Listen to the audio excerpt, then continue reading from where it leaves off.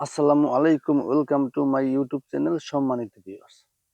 আপনাদেরকে জানাচ্ছি আমার পক্ষ থেকে সুস্বাগতম ও আন্তরিক অভিনন্দন। আশা করি আপনারা সবাই ভালো আছেন। আমিও আল্লাহর রহমতে ভালো আছি।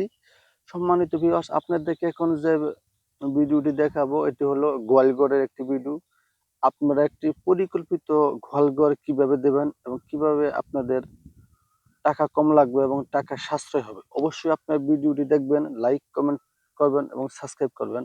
আপনাদের একটি লাইক, কমেন্ট, সাবস্ক্রাইব আমাকে ভিডিও বানাতে অনেকখানি উৎসাহিত করে। তো সম্মানিত ভিউয়ার্স, এটি হলো আপনার ১৬ হাত লম্বা গোয়ালঘর, পাশে হলো ৮ হাত অর্থাৎ ৮ ফুটা টিনের ছাউনি।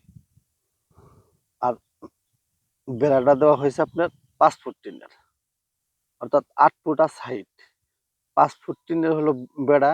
আর এই ৫ ফুট থেকে নিচের দিকে থাকে হলো আপনার ৩ ফিট। এই ৩ ফিট আপনার ওয়াল করা হবে যাতে টিনগুলো না নষ্ট হয়। সেজন্য ওই যে টিন দেখছেন, টিনের গোড়ার নিচ দিয়ে ৬ ইঞ্চি পরিমাণ ফাঁকা রাখা হবে। ওই গরু শুইলে পরে যাতে সরাসরি বাতাসটা গরুর গায়ে লাগে। তার সময় ভিউয়ার্স, অবশ্যই আপনারা যদি পরিকল্পিত গোয়ালঘর যা দিতে ইচ্ছুক তারা অবশ্যই ভিডিওটি দেখেন। আমি মনে করি আপনাদের কিছুটা হলেও কাজে লাগবে। এটা হলো আপনার মাইটা টিন, যেটা আমরা ওই আরামিড বলি, আনোয়ার বলি, মরিয়ম বলি, বিভিন্ন কোম্পানির টিন হয়ে থাকে ভিউয়ার্স। তো এটা দেওয়া হচ্ছে আপনার আনোয়ার সিমেন্ট সিট। আনোয়ার সিটটা ভালোই, খারাপ না, অর্থাৎ সবগুলোই ভালো। তো এটা দেওয়া হয়েছে আপনার আনোয়ার সিমেন্ট সিট দিয়ে ছাওয়া হয়েছে। এই মাইটা টিন দেওয়া ছাওয়ার কারণ হলো আপনার, যেহেতু এখনকার দেশে প্রচন্ড গরম, জলবায়ু পরিবর্তন হওয়ার কারণে প্রচন্ড গরম। এই মাইটা টিনটা যদি ঘর ছাওয়া হয় তাহলে গরমটা আপনার কম লাগে। সেজন্য এই মাইটা টিন দিয়ে, সিমেন্টের টিন দিয়ে ছাওয়া।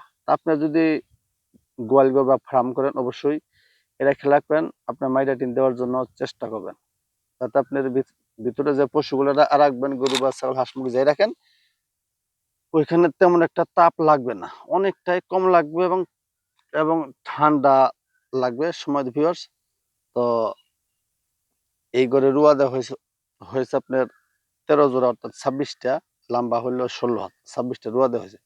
মাইটা টিন লোড বেশি পড়বো, অবশ্যই সেই জন্য একটু ঘন করে রুয়াটা দেওয়া হয়েছে।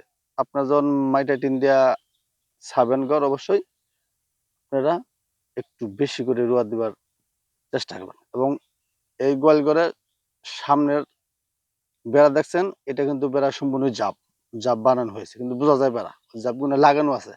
তো আপনার সামনের দিক, এই দেখেন সামনের দিকটা সম্পূর্ণ জাপ রাখবেন যাতে আপনার বাইরের থেকে খেয়ার ঘাস বা গরুর খাদ্য। সম্মানিত ভিউয়ার্স, আপনারা সকলে ভালো থাকেন, সুস্থ থাকেন, সুস্বাস্থ্য কামনা করে বিদায় নিচ্ছি।